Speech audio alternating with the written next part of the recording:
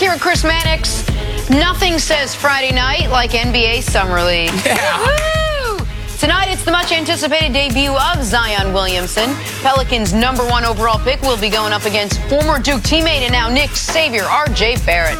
The 18-year-old Zion has been waiting for this moment his whole life, saying, quote, "This is the part you dream about as a kid." Mannix, what has to happen for Zion to be a star? I tell you, that game is going to be packed in the Thomas & Mack Center tonight. Like, that will be close to sold out tonight in the Thomas & Mack Center. It's already sold out. It's already sold out? Tickets are, I mean, up to $400 It's going to be wild in there for a Summer League game where only 2 guys are on the shelf. For Zion to become a star, it's the same with every other player that gets drafted high. The jump shot. Like, how effective is he from 3-point range? Because I like it. He's not in the courting, dating, and everything. Listen, just go right let's get to the business. Well, like all right, that's it. Like that's what it boils down to. Like I think he's physically going to be impressive. I think defensively he's going to be impressive. I think athletically he already is impressive. But can he develop that type of range? Now we assume that you can spend some time as a stretch 5. That's what a lot of scouts have told me, that they will see Zion playing the 5 at different points in his career. If he can step out and at least be a threat, doesn't have to be this effective like 40% 3-point shooter, but if he can be a threat from 3-point range, his athleticism is going to make him downright dangerous. So to me, it just boils down to, can he be a dangerous 3-point shooter? So the stretch 5 thing, I would take some issue with those scouts to a degree, because he is not. I compare him to Blake Griffin at times as far as his game coming out of Oklahoma, the athleticism, big body, but he's 3 inches shorter than Blake. I mean, Zion's 6'7"-ish. And so I know Draymond plays the 5 at times. Draymond is also, though, has all-time defensive instincts that help him. He makes the play before he can make the play, despite his limited athleticism and height. So I don't know how much 5 you could see him play in big spots. But I agree with you, that's the part of his game that needs to be rounded out. Now, he doesn't come into the league with no jump shot whatsoever. This isn't Giannis, but Giannis, by the way, was the 15th pick, the 14th pick. He did not have the hype. He was 6 points a game his rookie year, and he was rail thin. This isn't Ben Simmons, a guy who refused to shoot in college, just like he has in the NBA. We saw Zion have a passable set shot at Duke, that 3-point shot in the low 30 percentages. Now, he's going to have to change that shot. That set shot, he's not going to be able to get off in the NBA. But you're totally right, for him to become the league MVP candidate that I think he's projected to be, that's the part of his game that's missing. But for him to be a star his rookie year, he just needs to do the things he already does well.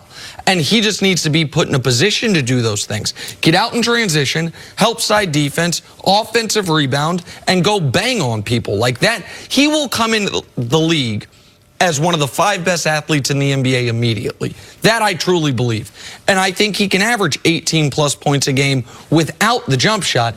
It's the jump shot that would then make him, take him, as you would say, from fringe all-star to that superstar tier, which is where I think all of us project him to be eventually. Are you worried at all about his weight? I know you touched on it a little earlier, and we kind of glossed over it, like, oh, when the season starts, he'll be ready to go. But you had some concerns earlier. I worry about all kids when they get their grown man body, how they handle that. What does that mean? Well, it's been proven that a man between the ages of 20 and 30, his body's going to mature a couple different times.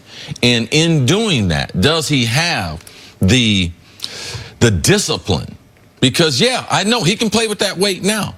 Let's say he gets 5 years in the NBA, get a couple playoff series under his belt, start playing internationally, play for the Olympic team. You know, can he start to handle it when he gets in his mid-20s? Charles Barkley would have been a better player if he could have stayed in shape. Shaq, he'll tell you, he would have been a better player. He would have had less injuries if he would have been at a comfortable playing weight. We've seen other great players where they don't manage this part. This is just as important as his jump shot. The one thing I do disagree with you at, right now, if Zion is on the basketball court, you cannot run up on him because you know he will explode past you. So that set shot is going to be the first thing that's available for him outside of getting outside in transition. I do believe we're going to always watch Zion. We have to watch him, though, as a developing player compared to the first-round pick. Because look at the other players, the expectations we put on that #1 pick. But ultimately, if you're just trying to, listen, one thing, Mannix got it from the beginning. All the rest of this is just, I'm not trying to say the same thing as him. I'm not trying to say the same thing as someone else. If he does not develop a jump shot, it will be hard for him.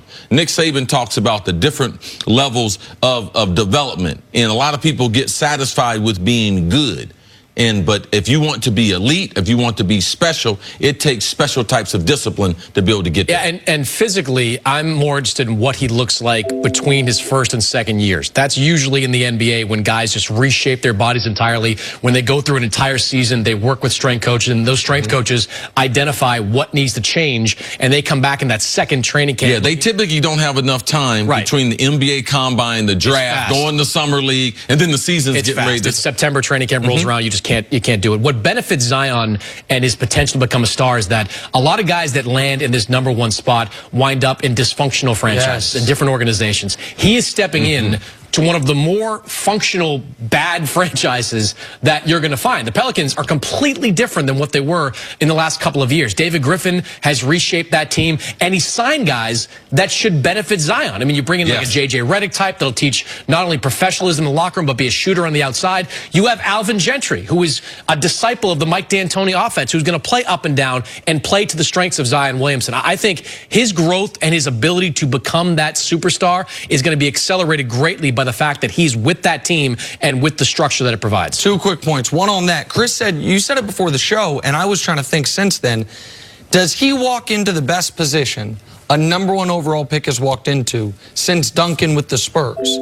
As far as infrastructure, coach, GM, and roster, where you are usually have the #1 overall pick because you were a travesty, because the team was awful. There's the rare instance where the Magic get it when they already have Shaq, but that's once a generation, if that. The other part of this that I want to add, he will come into the league better defensively than any player that I can remember that was not drafted just because of defense. You have a guy like Michael Kidd-Gilchrist, drafted #2 overall, saying he'll figure out he's drafted only because of what he was defensively. Zion's drafted because he's such a great offensive player, but usually rookies are in totally over their head defensively. I don't think that'll be the case for Zion. I think he will be a positive defender on the weak side from day one. Also watch tonight, and it's just something people just take for granted.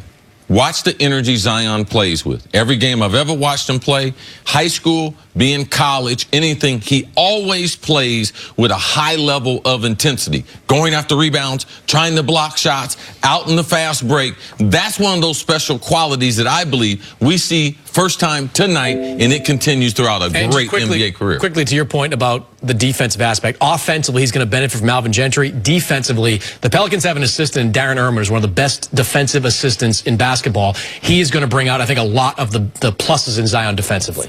All right, good stuff. Mannix, stick around. Take a break. Coming up, can Giannis improve on his MVP season? Talk about Giannis next on First Things First. I can't deal with 3 straight segments of Mannix. He made too many good points there. You